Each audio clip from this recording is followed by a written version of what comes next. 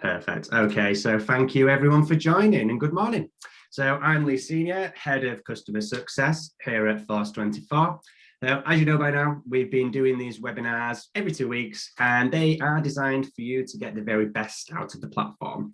And we've been delving into specific parts of the platform and offering our best tips. So after the webinar, you should get an email to feedback.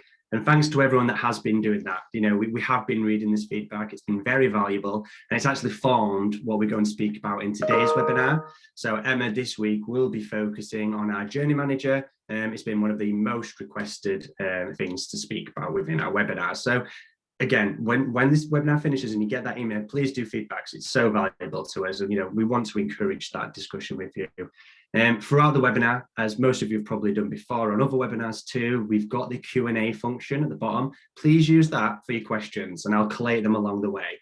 We'll let Emma go through the platform, go through the specifics, and at the very end, we'll ask those best questions then and go through them with anything within the platform as well. And we'll keep the screen share on, and we can go into any specific questions that you may have.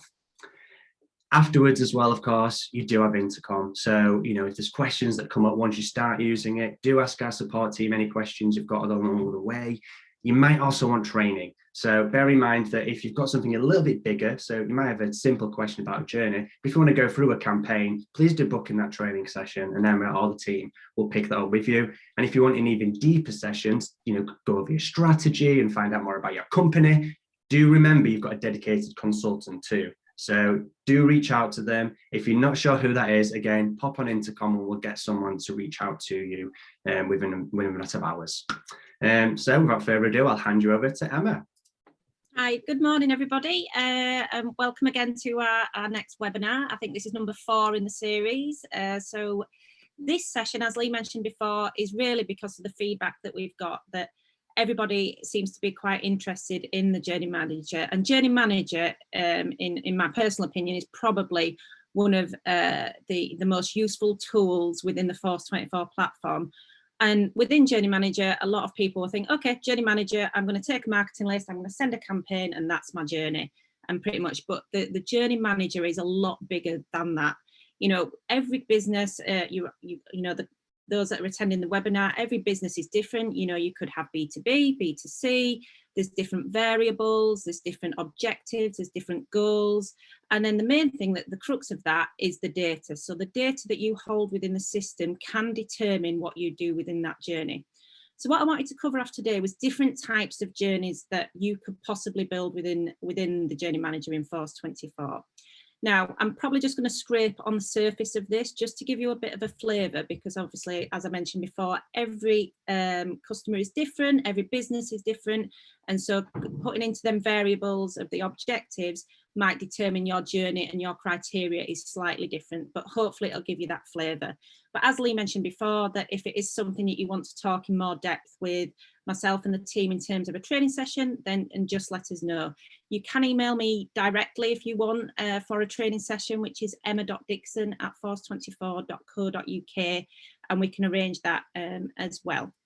So what I'm going to do is I'm just going to share my screen. Okay, 1 second. Hopefully that will share. Is that showing okay there, Lee? All good, we're on. Perfect. Okay, brilliant. So I've just highlighted a few journeys, and I'm going to go through them fairly swiftly, just because we've got a lot to cover through, and we can do future sessions on other journeys as well. So I'm going to start off with this first one at the bottom. So just looking at a basic example of a journey in terms of sending a campaign to a marketing list. So I've pre-populated these journeys already just to save a little bit of time, but you can obviously look at the recording back to see how we've built this out as well. So looking at this journey, so this is a journey that we want to send a campaign to a marketing list. Potentially it might not be a marketing list. So in this case, we've got just, you know, an example list here, but it might be certain criteria. So we could say within the data is a prospect. We could also say has received a certain campaign. We can say has opened a certain campaign. So I've kept it very simple, but do remember that this query function on the start audience can determine your start audience. It's not, doesn't have to be just a marketing list. So we start with a marketing list. And then what we're doing here is we're saying, okay, I don't want anything to happen with that data until tomorrow morning at 9 o'clock. Remembering with the orange components, that is everything to do with time. So we can use it in one of these three options. We can delay for a certain amount of time. We can send not before a certain time, and then we've got the send windows. So it might be that you require all three of them. It might be that you require just one of them options, or, you know, two of them options. So in this instance, what we've said is, okay, I don't want anything to happen until tomorrow morning at 9. And then I want to throttle the campaign. So I want to send that out at a slow rate. I also want to send it out only Monday to Friday. So if it does start tomorrow and we start going at 9 o'clock, we will, because we've got the send windows, it will end at 6, but it will pick back up again on Monday because we've taken Saturday and Sunday out of that time frame. So it goes at 9, stops at 6, doesn't send over the weekend, and then we pick back up on Monday. So we can really specify what time that data is going to go out at. Okay, so I'll just move on to the next component. So then what we've done is use the split component. Now the split component you can use basically in different format as long as it adds up to 100. So in this instance, I've just split it into 2, but you could add here a different variable. So you could have 4 splits, for instance, and have 25% split out across that. It doesn't have to be equal amounts. You could have an 80-20 split, for example, but as long as it adds up to 100. So then what we're doing with the first rung of that data is we're going to send them an email, and then we're going to ask the question, did they open this email? Now, one important thing in terms of a dispatch email is we need to look at that delay. So instead of me pulling in an orange component and making everybody sit there for 3 days and then ask the question, because we do need some element of time in there for a resend. So it's not just, okay, send the email, ask the question. We need to build some sort of time element in there. So building it into the component rather than using the orange time element, because the orange time element is very static. What we're doing here is waiting for that criteria to be met. So if I was to open this email the same day I received it, I would go through this component. If I don't, what this is doing is giving me up to 3 days to meet this criteria. So with the red component, we always get a yes or no answer. So if you have met that criteria as soon as you've opened the email, you'll just fly straight through that component. Then if you've not, we'll wait here till that 3 days, and if you've still not done it, we're then going to build a resend. And by building in resends into the journey, you'll be surprised at how much engagement you can get from doing that resend. You know, just batch and blasting and sending out that email with the marketing list, hoping something sticks. You just possibly might be sending that at the wrong time for me. I want to probably receive it a few days later when it's, you know, it's a different day, it's a different time of the day, and I'm actually open to receiving that. So automatically we're gaining a little bit more engagement from that. And I've kept this simple. We can actually add questions and decisions against this component. Did they click a certain link, for example? If they did, perhaps we might add them to a marketing list. And all of that can be done within the red component. So the red component, the decision component over here, is one of the most useful features within the Journey Manager, because that is actually asking questions, segmenting the data through that journey and making that decision for you. And what we've done with this journey is we don't have to do anything manual. If you're doing it in a batch and blast way, instead of Journey Manager, you're actually sending the email. And if you wanted to do a resend, you're going to have to wait 3 days, run a query, did they open? If yes, then add them to a marketing list and then send it that way. So by doing it this way, it's very quick and easy to be able to build that resend in. So what I've done with the other 50%, well, I'm sending them a different email. So potentially, could I be sending them a plain text email versus the HTML? So I can build up some insight into what's working. Could it be a different subject line, for example? But the principle is the same. I'm just sending them something different so I can see what's working and what's not. And that could be anything, you know, short email versus a longer email, more call to actions versus just one call to action. That sort of thing can build up what's working and what's not with your email communication. So again, did they open that email? So if yes, and that's the same as the one here, but what we're asking in the top one is, did they open 1A? In the bottom one, we need to make sure we've specified, I just open that up, that they've opened the email 1B. So you can see that that says 1B. Just to reference, if you're using the query within the journey, it is email open stage name. So a stage is an email within a journey. So just for reference, if you trying to look further up the activities, you will find has opened campaign. But what you need to do if you're querying it within the journey is use email open stage name, and that will answer that question. And if you just start typing the name of the email, it should pop up. Okay. So asking if they're open, again, yes, we might end the journey, or we might do something else. Again, I'm just kept this simple. If not, do we send an SMS? So do we try something else with this one? So we're getting some insight versus rung 1 of this sort of journey versus rung 2. So we're doing something different. And then after this, we can see, does the SMS provide some sort of insight? So we're just going to follow up with an SMS to try and see if we can get them to do that action that we're after. Really quick and easy. And the benefit we've got with this journey is if you're wanting to do this regularly, you don't have to keep building this journey out. Do remember you have got the duplication button. So if I just go back to Journey Manager a second, you have got over here a duplicate. So by duplicating the journey, you are able to just transfer everything over, and all you might be doing is swapping out your email template, swapping out your subject line, changing time frame and that sort of thing. And with a couple of clicks of a button, you've got a virtually very similar mechanics of a journey that you want to use again. So again, it will speed up rather than building out a batch and blast journey. Okay, so that's the very sort of basic dispatch journey, but let's have a look at something else. So let's have a look at a database journey.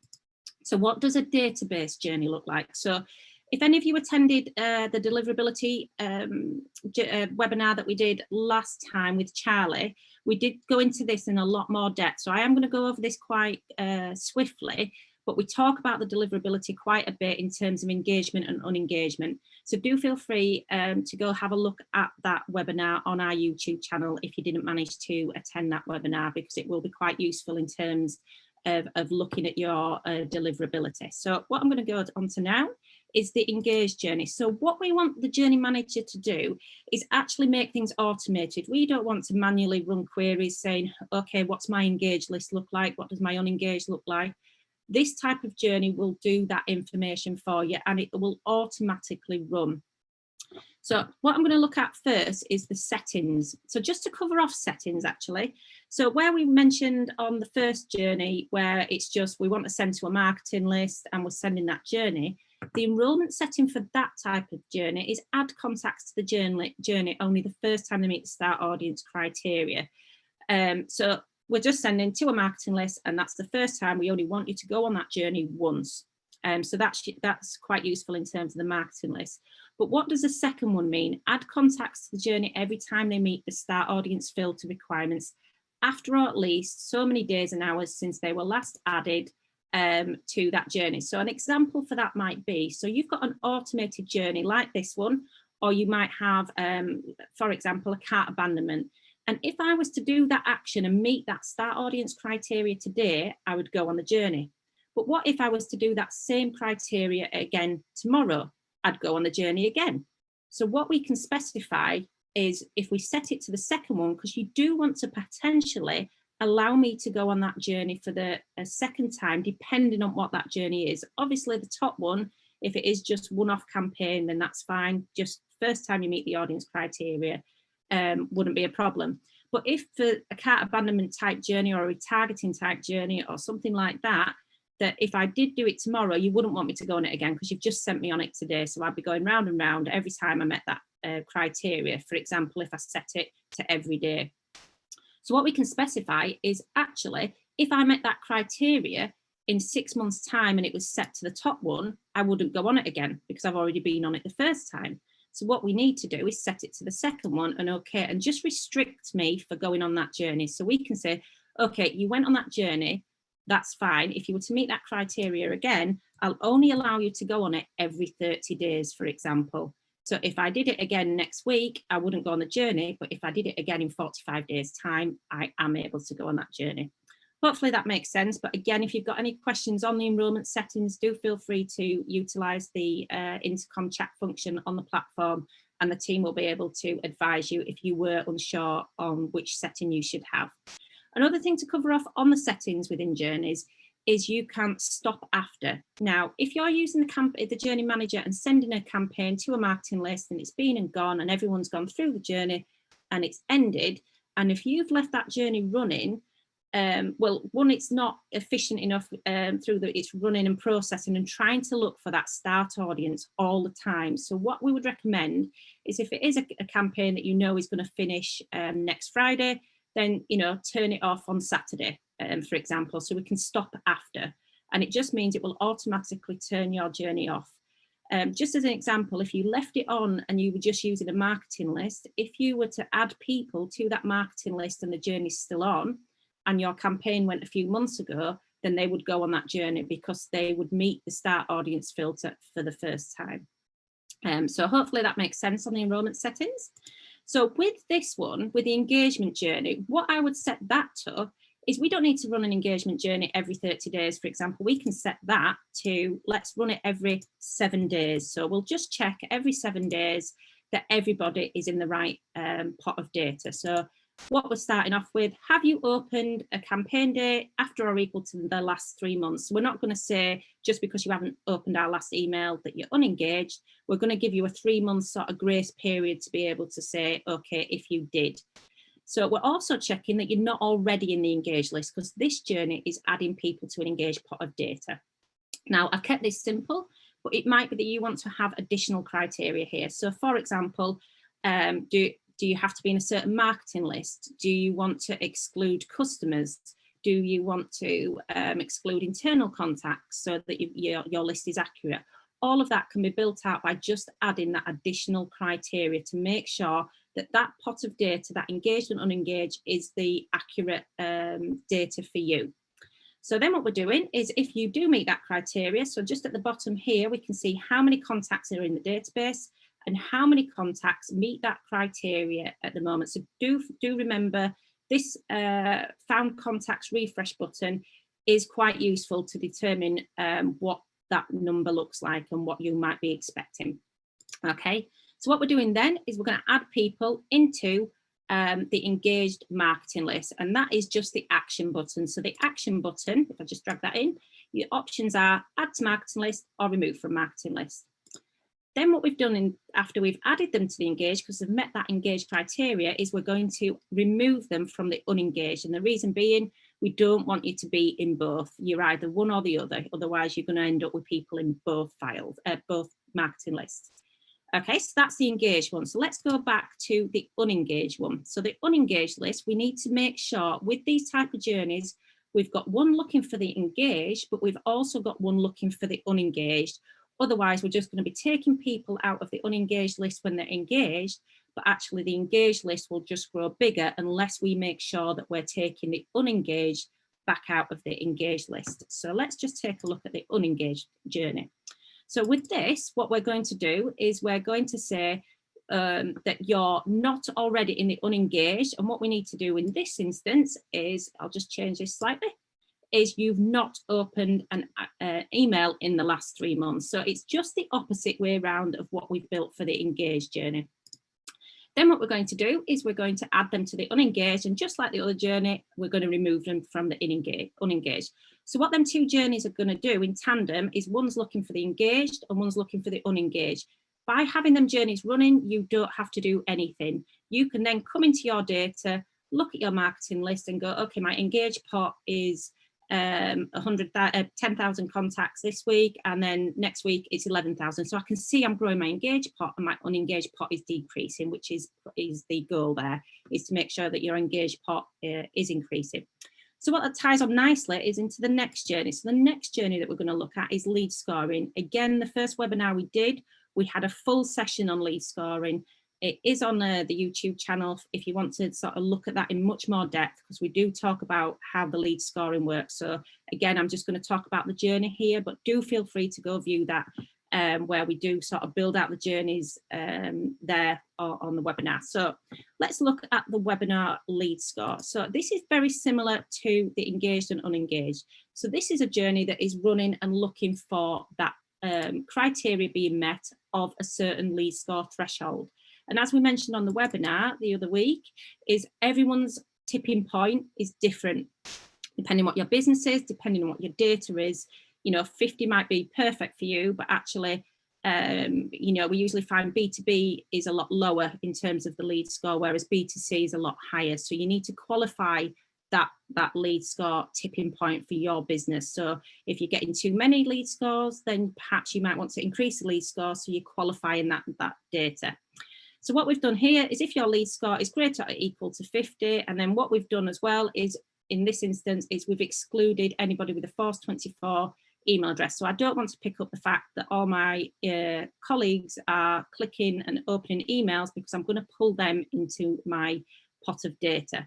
So you can also add other exclusions in here, depending on what your data is. As an example, you might want to exclude customer list, or you might exclude on that customer field if you have that within your data, so that you're making sure that this lead score list is your prospects. But again, feel free to look at the webinar where we talk about that in a lot more detail. So a simple thing, start audience, did you meet the criteria? If so, we add you to the list, we end the journey. But just like the engaged and unengaged, we need something that's looking for that criteria not being met. So I'm just going to go back a step, and I'm going to go into the lead score removal. So what we're doing here is just the opposite, just like engaged and unengaged, is we're basically saying you're not, or you're in that webinar lead score 50 plus list, and your lead score has dropped. So what we're then doing is removing you out of the list. Now this is very basic. We could actually say, okay, if your lead score's dropped, we need to make some contacts. So do we send you to the sales team? Do we add you into a lead score nurture sequence to try and build your lead score back up, because you were a prime candidate very recently that we don't want to lose that engagement. So we need to strike while the iron's hot there with that type of journey. Hopefully that makes sense with the lead score journeys. So what we're going to move on to now is an example of a nurture sequence. And again, I'll go over this quite swiftly because we have got a lot to cover. But what we want to do with the lead score nurture sequence, if I just open this, is anybody that met that lead score of 50 plus, do we send them on a specific journey? Because we know they're engaging, we know they're opening our emails, and we know they're clicking on certain web pages, for example. So once they have hit that lead score of 50, we've added to them the list. What our start audience can be is that list. That's our trigger. So anybody that has reached that, being added to the list, they're going to go on this journey. So let's have a look. So what we might do, so as soon as they reach that lead score, we might not want to send something straight away. We might want to wait 3 days. We then might want to send them an email, and then we can then wait another 5 days. Then we can ask if they did the action. What is that goal action? Is it they've requested a demo? Is it they've downloaded a brochure? Is it they've done the contact us page? Whatever it is that goal is, we can hopefully query that within the decision component. So it could be that we use web activity, relative is today, and you've been on this page today, but not that one. So we can start querying that within the decision component. So if they do meet that criteria, we might end the journey. If no, we might carry them on this journey and keep asking all the way along that journey, did you meet that goal objective? Whatever that might be. It could be that you use a marketing list. So if it's a form submission that you've built within our microsites, we can say, okay, are you in that marketing list submission list? If you are, then we know you've achieved that, we'll end your journey. And that simple process of checking along that journey will keep that very much automated. You don't need to worry about it, but then what you're doing in the behind the scenes is collecting data that anybody that submits it or anybody that does that activity is working throughout that journey. And again, you can make this as long or as detailed as you want in terms of what that journey looks like. Okay, so what we're going to move on to next is, if it works, there we go. Okay, so now what I wanted to look at was retargeting, and I think this is quite a key one. So what we've covered off so far is journeys that are just using marketing lists and data queries that send you on a journey. We've covered off data segmentation, so that is just looking at your data, asking a query, segmenting on that. So now we're actually going to look at what does web activity retargeting look like. So I've built out an example on this, so let's have a look.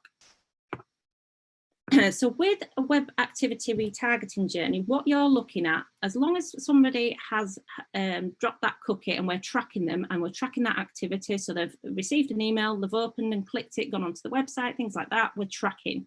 So as soon as we're tracking that contact, we can start looking at that web activity. So I'm just going to open up the start audience. So what I'm saying here, and this is just a very brief example, is you have to be in our master list, perhaps. You might have to, because we're wanting to send you marketing communications, we might want to ask email status is active. Again, not necessary, because you can within each email template specify that it's marketing or transactional. So marketing looks at the subscription preference. So if you're unsubscribed, you would not receive it, whereas transactional would send it no matter what. Then we might say, okay, are you also in our lead score 50+ webinar? Do we want to specify that? Now, you might not want to, you might just want to keep it quite generic. Then we're saying that you have not been, sorry, that should be a not, that you've been on our demo page. You've been on the Force24 demo page today, okay? And that you're not already in our customer list. So we've built out a query there to specify that's who we're looking at. So you've done this activity today. So that's the main thing, but looking at what lists and what your subscriptions are as well. So what we're going to do next. So we're just going to wait a few hours just because we're waiting to see if you've hit that goal objective. So what we're asking from a Force24 point of view, did you book a demo? So what we've done here is after 1.5 hours, we know you went on the demo page. We've waited 1.5 hours. And now what we're asking is, did you get to the demo? Did you get to the thank you page? Okay, you've got to the thank you page and you've done that in the last day. So what are we going to do with you now? So let's see what we might do. So if you've booked a demo, well, we'll end the journey. That's what we were after. You know, that could be request a brochure, the contact us, it could be a form submission. So that what I've used within the decision component, there's so many variables in terms of what your business might be, but hopefully that'll give you an idea or some inspiration that you might want to build that type of journey out. So, okay, we know you went on the page, we waited 1.5 hours, you've still not booked a demo. So what are we going to do now? So we might do a follow-up. And this is a prime example of a cart abandonment from a B2C point of view. You've put something in your basket, but you didn't purchase. It's the same principle. So what we're following up a few hours later is anything we can help with. We know you clicked on the page. Do you want to speak to somebody? Do we want to send you more information? Do we want to direct you to a personalized microsite, which you can build within the Force24 platform? So if we push you to a microsite, because we've got that cookie drop, because we might hold some data against you, by using Genius blocks, personalization within the microsite, we can push you to a page that is dedicated to you based on anything that we know about you. So I know I've used has been on the demo page, but if we know they've been on a certain product page, so again, we can use that within the decision, has been on the blog page, for example, or has been on product A page, then we might want to send you to a microsite with information and imagery about product A. Hopefully that makes sense. Then what we might do is wait 5 days. And then we might ask the question again, did you book that demo from originally that first day, which would have been 5 days, 1.5 hours ago? Have you still not booked that demo? If yes, okay, we'll end the journey. That this email has influenced you perhaps somehow to actually go and do that goal action. If no, then let's follow up with a plain text. Let's make it a little bit more personal. Is there anything else we can help with? Do you want to speak to somebody? Again, do we put make a push to a dedicated landing page, or just push them to a certain page within your website? Again, do we wait another 7 days and ask that same question again? Did you book a demo? If yes, end the journey, and no, we can help for. And this can go on for however long that you need that to go along for. But what this journey is doing is making everything automated for you. This journey is just ticking away every single day, looking for that initial criteria. And it could be that at the end of the journey, we might say, okay, after this time frame, whatever that might be, 7 + 5 days and a few hours, we might say, okay, we might just add you to a marketing list. And what that marketing list might do is we might push you to the sales team, and we might make direct contact with you. But we can trigger that very easily within that journey. And with the settings, we can make sure that you don't go on this journey. So if I did this in this space of this time frame, I'm on the journey, and then I did it again next month, you might think that that's a bit too heavy in terms of the email communication. So that's where in the settings, we might say, okay, it's 60 days that will allow you to go on that journey again. So what you can see is this type of journey is doing the work for you. And that's what we sort of want to bang the drum about in terms of Journey Manager. Let all of these journeys do that segmentation, do that web activity that's collecting that information, and make everything as easy for you in terms of automating everything. We don't want anything to be manual if possible. You know, things like this can just run and tick along away in the background, but actually you're gaining a lot of benefit because I can just go straight into the system, have a look how many people are in my engaged list, have a look how many people are in my lead score list. And that's the sort of the key area of making sure that the platform is efficient, making sure that your time is efficient in terms of not having to build all these journeys out or build a quick one-off journey to try and do this information. Build these type of journeys and just let them run. That's the benefit of that. Also, just as a little note, just while I'm in journeys, what I've done as I've been building these journeys out, I've used the project folder at the top. Not sure if any of you do use this, but in the project folder, I've actually created a new project folder and I've added in all my journeys that I've been talking about today. What you can also add is the email template, marketing list, so you can sort of file everything away that that is connected. So for ease, I can click into projects, click into my webinar journey examples, and I've got everything at hand. So do remember to utilize that project folder, because it will save you time having to search for the types of journeys that you've got, or emails or data lists and things like that. Okay, so I think I've covered everything in terms of the journeys. I do think what we want to do in the future is do a session on event-based journeys, because I think what's important with Journey Manager is looking at how you can build out an event type journey with a microsite and a form submission, then doing a thank you, and then doing a follow-up, and then doing reminder the day of the event or up to the day of the event. All of that type of thing can be built out quite quickly within the platform, and can actually save you a lot of time because it can be automated. So again, if that's the type of thing that you want to hear about, then please do, in the feedback when the email comes out to you today, do put that type of thing in what you'd like to hear about. But we do plan on doing something a bit more detailed. We'd like to have done it in this session, but it's a big chunk when it comes to the event side of things. So as I said before, do feel free, if there's anything that sparked off anything today where you think, actually, I could do with a training session with the team, do let us know and we can book that in. Again, as Lee mentioned earlier, just use a chat function or get in touch with me directly. So I think that covers all the journeys there, Lee. Have we had any questions? We have a couple of questions, yep. So we've got one from George. George has asked if Force24 have the ability to build journeys for them. So the answer is yes. So basically, it's what I touched upon earlier, really, about our consultancy team. So our consultants, if you want the extra one-to-one strategic session to get to know your business and build out those campaigns for you, we can, of course, have that offering. So please do reach out if you do need any more information on that. And then we have another question from Valentina.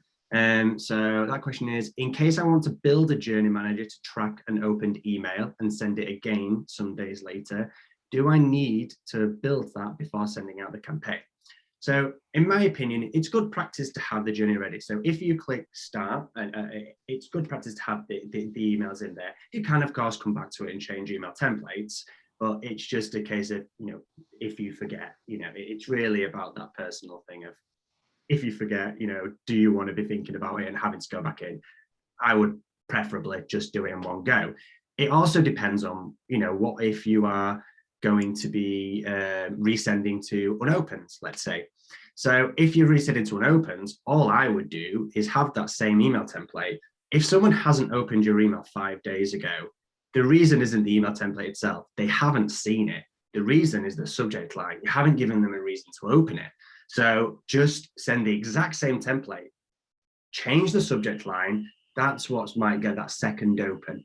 And it's really important that you look at that. If you send a different email template each time, you've almost wasted that first template because they never actually saw it in the first place.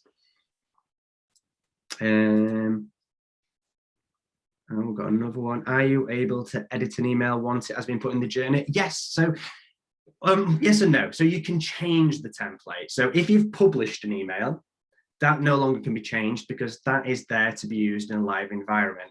But you'll still have that as a draft in your account templates. So if you do need to tweak an email, all I would suggest is go back to your account templates, edit it, republish. When it comes to the journey, you can just change the email template at any time. So if you've got a 6-week campaign going on, an email 5 you do in a tweak, you can change that at any point. Any other questions? I'll give you a couple of minutes just in case any other questions. Oh, there we go. Yeah, thank you, no problem. Now, there's no more questions. Like I say, you can pop up on intercom and we will answer as many questions as you want as well there with our support team, as most of you probably know. And like I say, that consultancy for the one-on-one feedback, again, just reach out and we can arrange that session for you. And again, we'll have our next webinar in 2 weeks' time exactly, at the exact same time. An invite will come out from us very soon, and we'll let you know the content of that. But afterwards, as Emma mentioned, and as we said before, please do feedback. And if there's anything you want to see, we will cover it in the next few webinars. But yeah, thanks everyone for your time. Thank you, Emma. Yeah, thank you, everybody. Cheers, guys. Bye. Bye.